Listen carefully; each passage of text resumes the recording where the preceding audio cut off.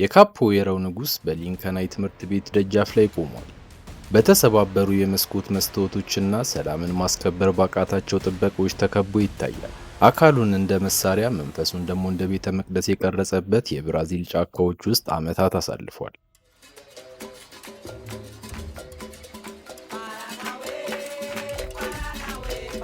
ከፊቱ ግን ምድረ በዳ ይጠብቀዋል። ይህም በሲልቪዮ አስፈሪ ፈገግታና ህልም በራቃቸው ሕፃናት ተስፋ የቆረጡ አይኖች የተሞላው ያደገበት ከተማ አፉን ከፍቶ እየጠበቀው መሆኑን አላወቀም። ወታደሩ ሉዊስ ግን አልደነገጠም። መሳሪያ ለመምዘዝ እንኳን አልሞከረም። ይልቁንም ጦርነቱ መሃል ላይ ጸና። እግሮቹም ወደ ጂንጋ ምትሃታዊ እንቅስቃሴ ተቀየሩ። የመጀመሪያው አጥቂዎች ወደ እሱ ሲመጡ ያገኙት እሱን ሳይሆን እንደ አውሎ ንፋስ የሚሽከረከር ኃይሉን ነበር።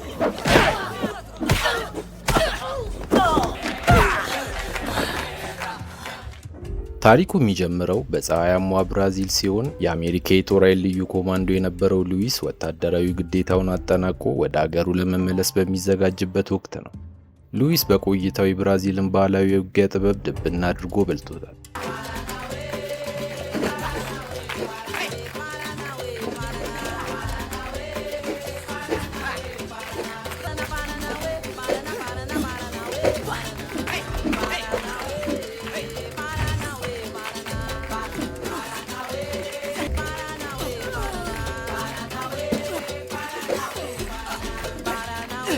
ዳንስን፣ ሙዚቃንና አክሮባትን አጣምሮ የያዘውን ካፖዌራ ተብሎ የሚጠራውን አደገኛ የፍልሚያ ጥበብ ጠንቅቆ ተምሯል። ይህ ጥበቡ ለሱ ተራ የውጊያ ዘዴ ብቻ አልነበረም፣ ሕይወቱን የሚመራበት የሥነ ምግባርና የጽናት ምንጭ ነው። አሁን ላይ ወደ ቀድሞ መኖሪያው ወደ ነበረው ሚያሚ ተመልሷል። ነገር ግን ያጋጠመው ነገር ልቡን የሚሰብር ነበር። ሉዊስ ወደ ተማረበት የሁለተኛ ደረጃ ትምህርት ቤት ጎራ ሲል ትምህርት ቤቱ የእውቀት መቅሰሚያ መሆኑ ቀርቶ በማፊያ ቡድኖች የተወረረ ስርዓት የሚባል የሌለበትና ግድግዳዎቹ በስድብ የተሞሉ ሆኖ አገኘው። አደገኛ ተማሪዎች ከመብዛታቸው የተነሳ ተማሪዎች መሳሪያ ይዘው እንዳይገቡ የብረት መመርመሪያ ማሽኖች በየበሩ ላይ ተተክለዋል። በዚህ ግራ ተጋብቶ ወደ ውስጥ መግባት እንደጀመረ በሽንት ቤት ውስጥ አንድ ተማሪ አደንዛዥ ሲገዛ እጅ ከፍንጅ ያዘው። ሉዊስ ነገሮች እዚህ ድረስ መበላሸታቸው ክፉኛ አሳዘነው። በአንዱ ክፍል ውስጥ መምህር ኬሪጋን እያስተማረ ነው። ስለ ዝግመተ ለውጥና ስለ ቻርልስ ዳርዊን ንድፈ ሐሳብ ለማስተማር እየሞከረ ነበር። ተማሪዎቹ ግን ለትምህርቱ ምንም አይነት ግድ አልነበራቸው። ሉዊስ ይህንን ትዕይንቱን በሩ ጋር ሆኖ ሲመለከት ለመምህሩ በጣም አዘነለት። ተማሪዎቹ ከክፍል ወጥተው ሲሄዱ ጠብቆ ከኬሪጋን ጋር ተገናኘ። ከ4 ዓመት በኋላ የተመለሰው በዚህ ትምህርት ቤት ማስተማር ስለፈለገና አዲስ ሕይወት ለመጀመር መሆኑን አስረዳው። ኬሪጋንም በትምህርት ቤት ውስጥ ያለውን አስከፊ ሁኔታ አንድ በአንድ ያስረዳው ጀመር። ተማሪዎች በአደንዛዥ ዕፅ ክፉኛ ከመበላሸታቸው የተነሳ ራሳቸውን እንደ ሱፐርማን በመቁጠር ከፎቅ ላይ እየተወረወሩ እንደሚሞቱ ገለጸለት። በዚህ ምክንያት በየደረጃው ላይ የብረት አጥር ለማጠር ትምህርት ቤቱ መገደዱን በምሬት ገለጸ። ኬሪጋን ራሱን እንደ መምህር ሳይሆን እንደ እንስሳት ጠባቂ እንደሚቆጥር በሐዘን አስረዳው። አብዛኞቹ ተማሪዎች የታጠቁና ከፈረሰ ቤተሰብ የወጡ መሆናቸው ተስፋ አስቆርጦታል። ሉዊስ ግን አስቆመው። ቀሪዎቹ ተስፋ ያላቸው ተማሪዎች ሲል ጠየቀው። በዚህ ሰዓት በትምህርት ቤት ግቢ ውስጥ በአደንዛዥ ዕፅ ገንዘብ ምክንያት ጸብ ተነሳ። ሉዊስ ሁኔታውን ለማረጋጋት ጣልቃ ሲገባ ከጠባጫሪዎቹ አንዱ ይህ የቤተሰብ ጉዳይ ነው በማለት እንዲርቅ አስጠነቀቀው።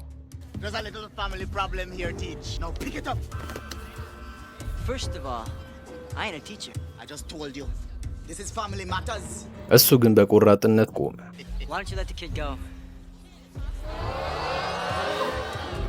ግጭቱ ሲባባስና አንዱ ቀርቦ ሲገፋው ሉዊስም የካፖዌራ ጥበቡን በመጠቀም በሚያስደንቅ ፍጥነት በታተናቸው።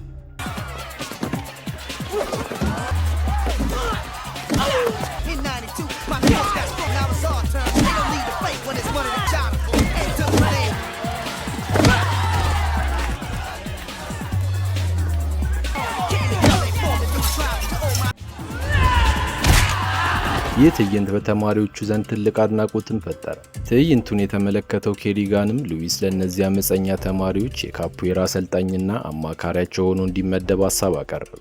በትምህርት ቤቱ አስተዳደር ዘንድ ሀሳቡ መጀመሪያ ላይ ተቀባይነት አላገኘም ነበር። ለአመፀኛ ወጣቶች የውጊያ ጥበብ ማስተማር እሳትን በቤንዚን እንደማጥፋት ነው የሚሉ ተቃውሞዎች ተነሱ።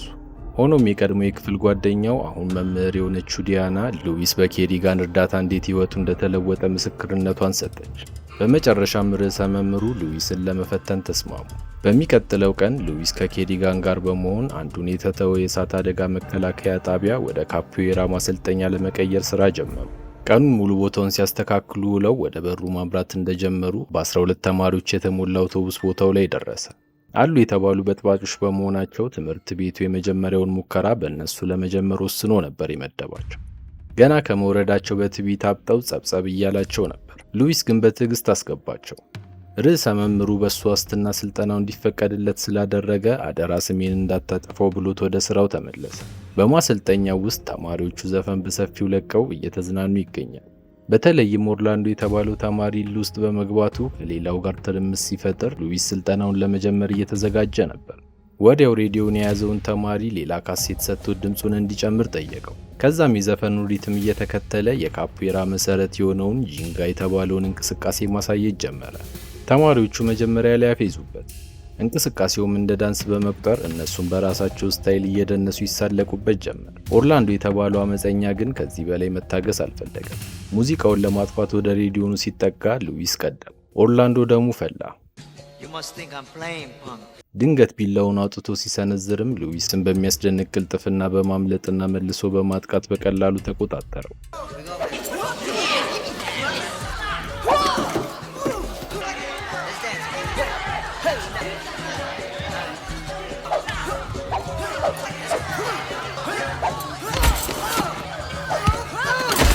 ይህ ድርጊቱ ተማሪዎቹን በከፍተኛ ድንጋጤና አድናቆት ሞላቸው። ሉዊስ ቢላውን ቀምቶ ኦርላንዶን ካሳረፈው በኋላ ተማሪዎቹ በሚቀጥለው ቀን ቀለል ያለ ልብስ ለብሰው ባዶ እግራቸውን እንዲመጡ በማዘዝ የዕለት ትምህርቱን አጠናቀቀ። ከዛም ኦርላንዶ ቢላውን እንዲመልስለት የሚፈልግ ከሆነ ጠየቀው። እሱ ግን መልሱ ስድብ ነበር። ኬሪጋን እንዳትመልስለት መጀመሪያም ትምህርት ቤት ይዞ መምጣት አልነበረበትም አለው። ሉዊስ ግን ቢላውን መልሶለት ነገ ልብስ ቀይሮ እንዲመጣ አስጠንቅቆ ላከው። ተማሪዎቹ ከወጡ በኋላ ኬሪጋን ስለ ኦርላንዶ አደገኛ የወንጀል ታሪክ ማስረዳት ጀመረ። ሲልቪዮ የተባለ ዘመድ አለው። ሲልቪዮ ከተማውን ያሸበረ የማፊያ ቡድን መሪ ስለሆነ ሉዊስ ከዚህ ልጅ ጋር እላፊ ነገር ውስጥ እንዳይገባ አስጠነቀቀው። እሱ ግን እምነት ከአንድ ቦታ መጀመር አለበት በማለት ዶኖቫን ለተባለው ተማሪ የካፖኤራ ሙዚቃውን ካሴት እንዲዋሰው ፈቀደለት። የዛን ቀን ምሽት የተማሪዎቹን የወንጀል ታሪክ በሚገባ ሲያጠና ነበር ያደረው። በማግስቱ ጠዋት ዶኖቫን ካሴቱን በዘመናዊ መንገድ ሪሚክስ አድርጎት ነበር የመጣው። ሌሎቹም ተማሪዎች በአዲሱ ዜማ ተደስተው ስልጠናውን ጀመሩ። ሆኖም ሼይ የተባሉ ዝምተኛ ተማሪ እኛ መማር የፈለግነው የመዋጋት ጥበብ እንጂ መደነስ አይደለም በማለት ተቃውሞውን ማሰማት ጀመረ። በዚህ ሰዓት አንዱ ጉልበተኛ ነኝ ባይ በጥያቄው እያሾፈ ሞራሉን ለመንካት ሲሞክር ወዲያውን ወደ ጸብ ገቡ። ሉዊስን በብሽቀት ሁሉም ወደ የቤታቸው እንዲመለሱ አዞ ሼይን ለብቻ እንዲቀር አደረገ። በዚያ ቀን እንደጠየቀው ለፊልሚያ የሚሆኑ ሚስጥራዊ ቴክኒኮችን ሲያስተምረው ዋለ። ኬሪገን ይህንን አመፀኛ ተማሪ እንዲህ ታዛዥ ሆኖ ሲሰለጥን ሲያየው አይኑን ማመን አልቻለም። ሉቢ በሚቀጥለው ቀን ሼይን ከጉልበተኛው ጋር ሊያደባድባቸው ስላቀደ ነው በዚህ መልኩ ያዘጋጀው የነበረው። በነጋታው አቅመቢስ የነበረው ሼይ ጉልበተኛውን በቀላሉ ሲረታው ሁሉም አፋቸውን ከፍተው ቀሩ።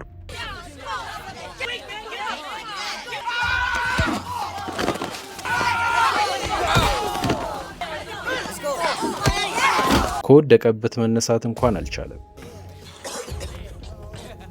ይህንን ለውጥ ሲያዩ ሁሉም የመሰልጠን ፍላጎት አደረባቸው። የቡድን ጥቃትና መበላለጥ ሲቆም ዲያናም ተቀላቀለች።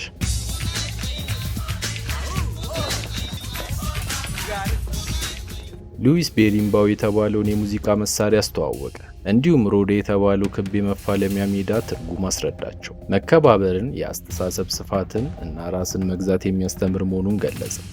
ኦርላንዶ ግን አሁንም ራሱን አግልሎ በንዴት ይመለከተው ነበር። ሉዊስ እንዲቀላቀላቸው እያግባባ ቢጋብዘውም እሱ ግን የፈራው ነበር የመሰለው። ስለ እኔ ፋይሌን ስላነበብክ የምታውቀኝ ይምሰልህ በማለት ጥሎ ወጣ።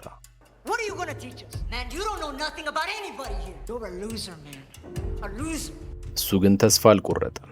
በዚያ ምሽት ኦርላንዶ በሰፈር ውስጥ ቅርጫት ኳስ ሲጫወት አግኝቶት ግንኙነታቸውን ለማጠናከር በይበልጥ ጥረት አደረገ። ለምን ስልጠናውን ረግጦ እንደወጣ ጠየቀው። በዚህ ቅጽበት የኦርላንዶ ማፊያ ዘመዶቹ መሃላቸው ገቡ። ሉዊስ ግን ቦታ አልሰጣቸውም። ኦርላንዶ መናገር የሚፈልገውን ራሱ እንዲናገር ጠየቀ። እሱም ካፖኤራ ከንቱና ዋጋ የሌለው የፍልሚያ ስልት ነው አለው። ሉዊስም አልተመለሰለትም። መኪና መስረቅና እጽ ማዘዋወር የተሻለ የጊዜ አጠቃቀም ነው ወይ ሲል ጠየቀው። ኦርላንዶ መኪና መዝረፍና እጾችን መሸጥ ለቤት ኪራይ የሚሆን ገንዘብ እንደሚያስገኝና ዘመዱ ሲልቪዮም በሚያገኘው ገንዘብ ሰፈሩን እንደሚንከባከብ በመግለጽ ተከራከረ። በዚህ ሰዓት ማፊያው ሲልቪዮ ከወሮ በላ ቡድኑ ጋር በቦታው ላይ ደረሰ። ኦርላንዶ አሁን ቢሄድ እንደሚሻለው አስጠነቀቀው። እሱም ነገ ወደ ስልጠናው የሚመለስ ከሆነ ጠየቀው። በዚህ ሰዓት ነገሩን ማቀጣጠል የፈለጉት ጓደኞቹ ድንገት ጥቃት ሰነዘሩ።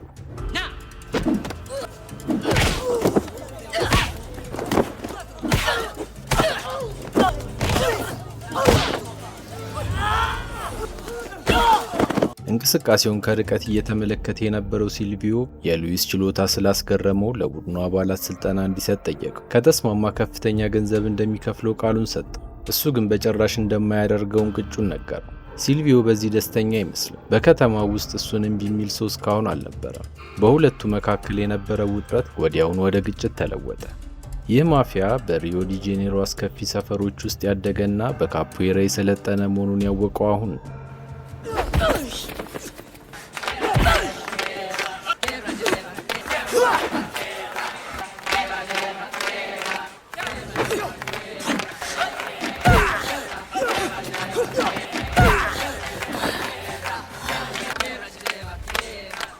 በፍልሚያው ሲልቪዮ የበላይነቱን አግኝቶ ሉዊስን ክፉኛ ደበደበው። ኦርላንዶ ምንም ቢጠላው ለሱ ጥሩ እንደሚያስብለት ስለሚያውቅ መምህሩ ተጎድቶ ሲያየው አዝኗል። እውነተኛውም የካፖኤራ ማስተር እኔ ነኝ እያለ መቀጥቀጡን ቀጠለ። የዛን ቀን ክፉኛ ቁስሎ ወደ ቤቱ ሲመለስ ዲያናን አገኛት። ከዲያና ጋር በፊት ልጅ ሆነው ይተዋወቁ ነበር። ቁስሉን እያከመችለት ሳለ በመካከላቸው የነበረው የድሮ ፍቅር ዳግም አገረሸ። ዲያና ለምን ለነዚህ ልጆች ያን ያህል እንደሚጨነቅ ስትጠይቀው ሉዊስ አንድ ነገር ማድረግ እየቻልኩ ዝም ብዬ በመለከት ከራሴ ጋር መኖር አልችልም ሲል መለሰላት። በነጋታው ኦርላንዶ በአዲስ መንፈስና በትጋት ነበር ስልጠናውን የተቀላቀለው። አሁን መላው ቡድን በመከባበርና በአንድነት መንፈስ ወደፊት እየተራመደ ነው። ዲያናም በየስልጠናው አብረው በመሆን ማበረታቷን ቀጥላለች። ብዙ ጊዜዋን እዚህ ማጥፋቷን ግን ሄክተር የተባለው ባልደረቧ አላስደሰተው። የበፊት ፍቅራቸውን ቀጥለው ከሆነ ጠየቃት። እሷም ወደ ማሰልጠኛው መጥቶ ሁሉንም ባይኑ እንዳይጋበዘችው። የዛን ቀን ከሰዓት ሄክተር ማሰልጠኛውን ሊጎበኝ ሲመጣ ፕሪንሲፓሉና ኬሪገን ስልጠናውን እየታዘቡ አገኛቸው። ቀደም ሲል አመፀኛ የነበሩትና የማይስማሙት ልጆች አሁን በዲሲፕሊንና በትኩረት ሲለማመዱ በማየቱ ተገረመ። ሄክተርም ጠጋ ብሎ እነዚህ ወንበዴዎች አሁን ውጤታማ በሆነ መንገድ አፍንጫ መምታት ይችላሉ ብሎ አሾፈ። ርዕሰ መምህሩ ግን ቀበል አድርጎ ሉዊስ ባይኖር ኖሮ ቦክስ ሳይሆን የሚሰነዝሩት ሽጉጥ እንደሆነ የሚመዙት ነግሮት ቀልዱን አቆረፈደው። ርዕሰ መምህሩ ይህ ፕሮግራም በከተማው ባሉ ሁሉም ትምህርት ቤቶች እንዲስፋፋ የቻለውን ለማድረግ ወስኗል። ለዚህም ሉዊ የሚያስፈልገውን ሁሉ ለማቅረብ ዝግጁ እንደሆነ በመንገር አበረታታው። ሄክተር አሁንም ሊያጥላላና ሊያጣጥለው ፈልጎ ነበር። ፕሪንሲፓሉ የሚሰሩት ስራ ሁሉ ተቀርጾ ከተማው ውስጥ ለሚገኙ ሌሎች ትምህርት ቤቶች እንዲደርሳቸው እንቅስቃሴ ማድረግ ጀመረ። ሉዊስም መጀመሪያ የጠየቀው ተማሪዎቹን ለሽርሽር ወደ ባህር ዳርቻ መውሰድ እንዲፈቅድለት ነበር። ርዕሰ መምህሩም አላቅማማም። በአውቶቡሱ ውስጥ ልጆቹ ባህላዊ ሙዚቃ እየተጫወቱ በአንድነት ሲዘፍኑ ሲታዩ ለውጣቸው ግልጽ ነበር። ባህር ዳርቻውም ሲደርሱ መሽቶ ስለነበር አውቶቡስ ውስጥ ለማደር ወሰኑ። ሉዊስ ግን ብቻውን ወደ ባህር ዳርቻ በመሄድ አሸዋው ላይ አደረ። በማግስቱ ጠዋት ኦርላንዶ ከእንቅልፉ ሲነቃ በመስኮት በኩል አስደናቂውን የባህር ዳርቻ ተመለከተ። ሉዊስ የጠዋት ትሬኒንጉን እያደረገ ነው። ሁሉንም ቀስቅሷቸው ወደ ውጭ ሲወጡ በአካባቢው ውበት ተደንቀው በአዲስ መንፈስ ቀኑን ሙሉ በደስታ መሰልጠናቸውን ቀጠሉ። ዲያናም እያንዳንዱን እንቅስቃሴያቸውን ፎቶ ስታነሳው አለች። የልጆቹ የአካል ብቃት፣ እርስ በርስ ያላቸው መከባበርና ስነ ምግባር በከፍተኛ ሁኔታ ተሻሽሏል። ምሽት ላይ በድንኳኖቻቸው አጠገብ ሆነው ረፍት እያደረጉ ኦርላንዶ ከባህሩ ዳርቻ ተገድሎ ብቻውን መቀመጡን ተመለከተ። ሉዊስ አጠገቡ ሄዶ ምን እያሰበ እንደሆነ ጠየቀው። እሱም በዚህ ሳምንት ለሲልቪዮ መስራት የነበረበት ስራ እንደነበር፣ አሁን ግን ወደዚህ ሽርሽር በመምጣቱ ትልቅ ቅጣት እንደሚጠብቀው አስረዳው። ሉዊስ ይህንን እንደሰማ ከዚህ የወንጀል ስራው ራሱን እንደምንም ማውጣት እንዳለበት ይመክረው ጀመር።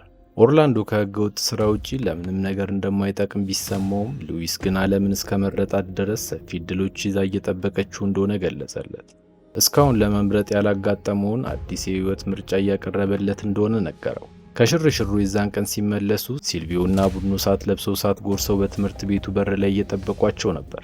ኦርላንዶ እንዳገኘው መስራት የነበረበትን ስራ ለምን እንዳልሰራ ጠየቀው። እሱም እንደሚያከብረው ነገር ግን ባሪያው እንዳልሆነ በድፍረት መለሰ።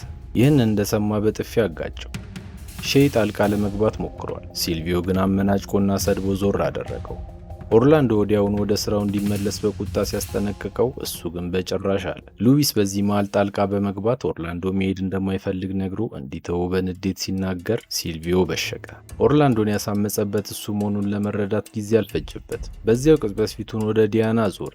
ቀጥሎም ኦርላንዶ ከዚህ በኋላ እንደውም ትምህርት እንደሚያቆምና ለእሱ ሙሉ ሰዓት እንደሚያገለግል እዛው ወሰነ። ሉዊስም እጅ አልሰጠም። አይኑን እያየ እንዲያደርግ እንደማይፈቅድለት አስረግጦ እየነገረው አንደኛው ጋርድ ኦርላንዶን መጎተት ጀመረ። ሉዊስ ፈጠነበት።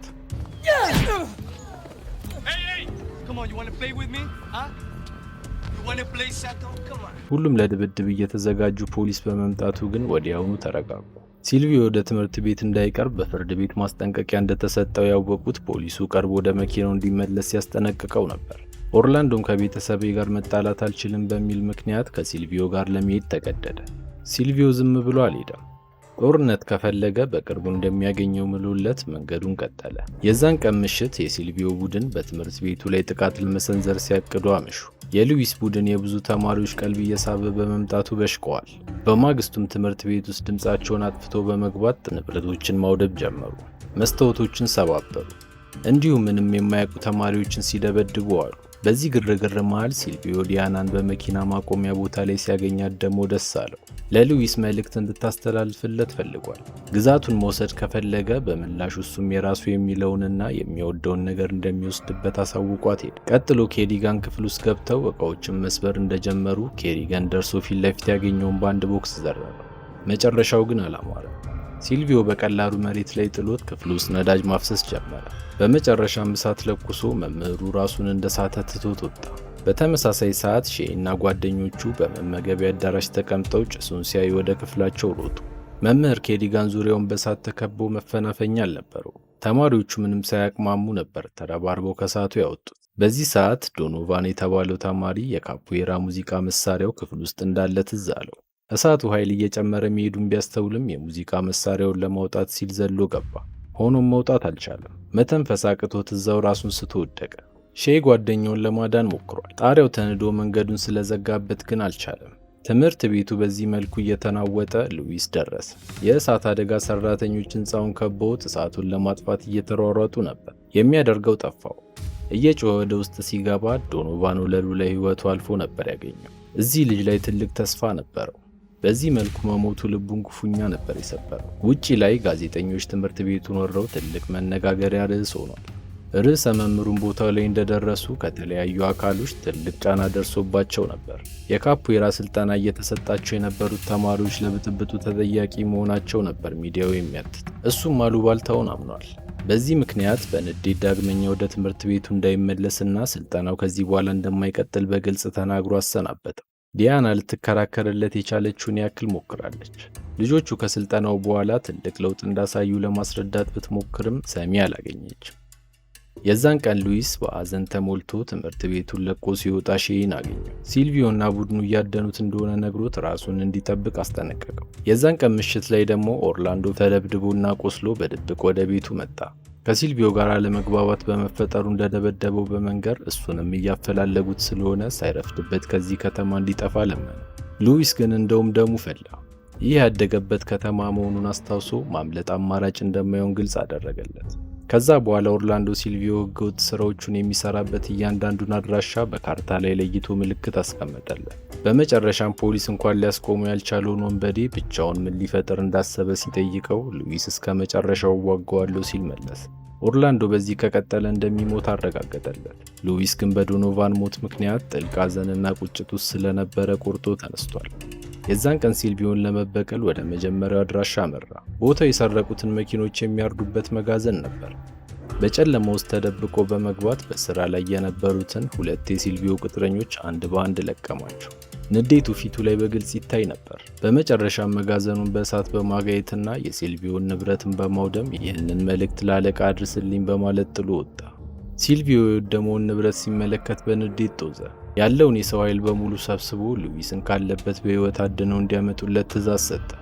ከቆይታ በኋላ ኦርላንዶ ቦታው ላይ ሲደርስ ሲልቪዮ ከቁጥጥር ውጭ ሆኖ ነበር። የሉዊስን ቅጣት ዛሬውኑ ባይኑ እንደሚያሳየው ዝቶ መዘጋጀት ጀመረ። በዚያው ምሽት ሲልቪዮ እና ቡድኑ የሉዊስ ማሰልጠኛ ጣቢያ ደረሱ። ሉዊስ በጨለማ ውስጥ ሆኖ አድፍቶ ጥቃት ሰነዘረ። ነገሩ ቁጥራቸው ያለቅጥ እየበዛ ስለመጣ ፍልሚያውን መቀጠል አልቻለም።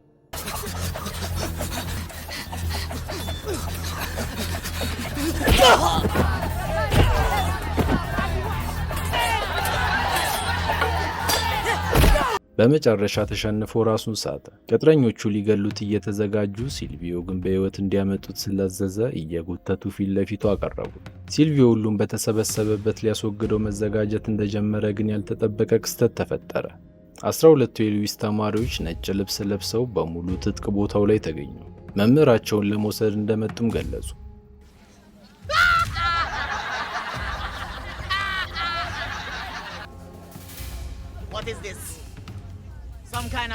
ሉዊስ የተማሪዎቹን ወኔ ባይኑ ሲያይ ድካሙ ቀስ በቀስ ከሰውነቱ መጥፋት ጀምሯል። ተማሪዎቹን ሲያያቸው ወንበዴዎቹ ማሽካካት ጀመሩ።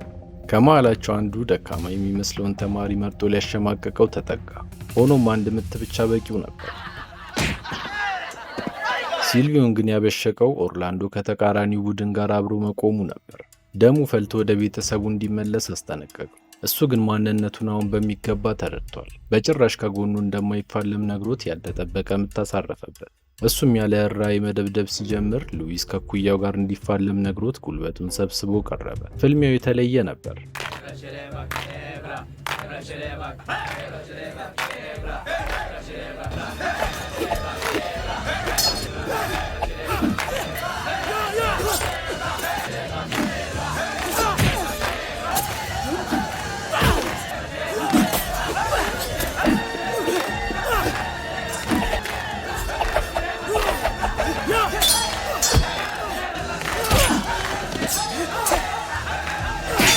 ባልተጠበቁ ቅጽበታዊ ምቶቹ በአጨብጫቢዎቹ ፊት ያሸማቀቀው ጀመር።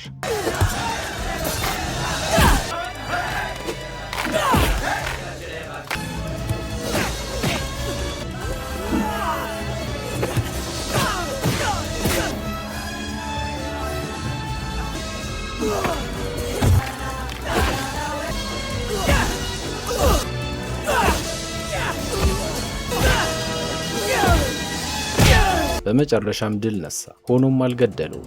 ይልቁንም በወሮ በላ ቡድኑ ፊት በማዋረድ የነበረውን አያልነት ሰባበረው። ፖሊስ ቦታው ላይ ሲደርስ ወሮበሎቹ በጠቅላላ እግሬ አውጪኝ ብለው ተበታተኑ። ኦርላንዶም ትምህርት ቤቱን ያቃጠለውና የዶኖቫን ሞት መንስኤ የሆነው ዘመዱ ሲልቪዮ መሆኑን ለፖሊሶች ቃሉን በመስጠት አሳሰረው። በታሪኩ መጨረሻ የሉዊስ ማሰልጠኛ ሰፊ ቦታ ተሰጥቶት ከመቼውም በላይ በብዙ ተማሪዎች ተሞልቶ ይታያል። የመጀመሪያዎቹ 12 ተማሪዎች አዳዲሶቹን አሰልጥነው እዚያ አድርሷቸዋል። እነዚህ ወጣቶች ጥቃትን በዲሲፕሊን ፍርሃትን ደግሞ በማህበረሰብ ፍቅር ቀይረዋል። በሉዊስ እና በካፖዌራ ጥበብ እርዳታ አዲስና ብሩህ ሕይወት ጀምረዋል። እስከ መጨረሻው ስለተከታተላችሁኝ አመሰግናለሁ። ምንም አይነት ሀሳብና አስተያየት ካሉት ኮሜንት ላይ ለማስቀመጥ ወደ ኋላ ይበሉ። ቪዲዮውን ላይክ እና ሰብስክራይብ በማድረግ ያበረታቱን። አመሰግናለሁ።